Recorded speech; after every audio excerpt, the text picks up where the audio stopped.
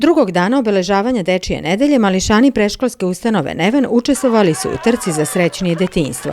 Deca iz 5 grupa celodnevnog i jedne grupe poludnevnog boravka pripremnog predškolskog programa takmičili su se na gradskom stadionu, najpre pojedinačno po grupama, posebno su trčali dečaci, posebno devojčice. Po 3 prvoplasiranih iz svake grupe plasiralo se u finale.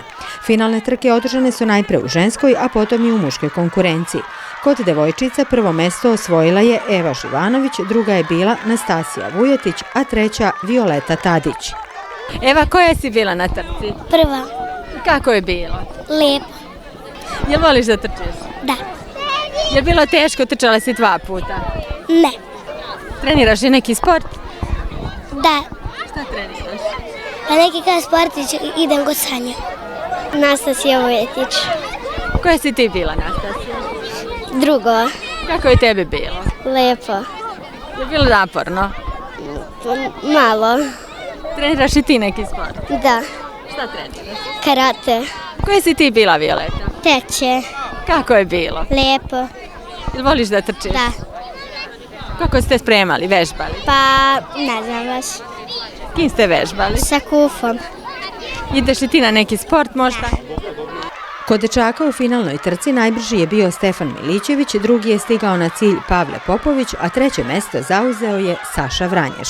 Stefan Milićević. Stefane, prvi si bio, kako je bilo? Lijepo. Voliš li da trčiš? Da. Trčao si 2 puta, ali ti bilo naporno? Da. Nije, u stvari nije. Jel ti treniraš neki sport? Fudbal. Dosta smo se spremali. Bili smo ovdje, trčali smo, spremali smo se ceo krug i tako.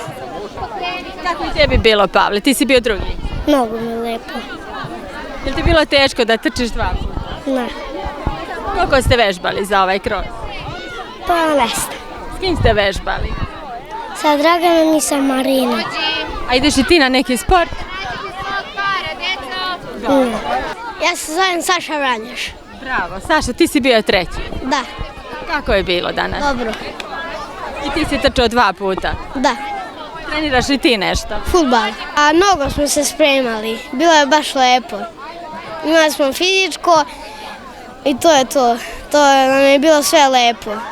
Trka za srećnije detinjstvo realizovana je u saradnji sa Sportskim savezom opštine, a Dejan Timotijević već godinama unazad drži časove fizičkog u vrtiću za decu iz predškolskih grupa.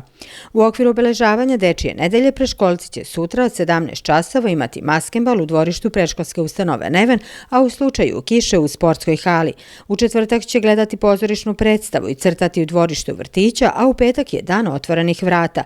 U starije vaspitne grupe doći će bake i mame sa svojim kulinarskim đakonijama, a planirana je i sadnja sezonskog cveća u saradnji sa javnim komunalnim preduzećem 12. septembar.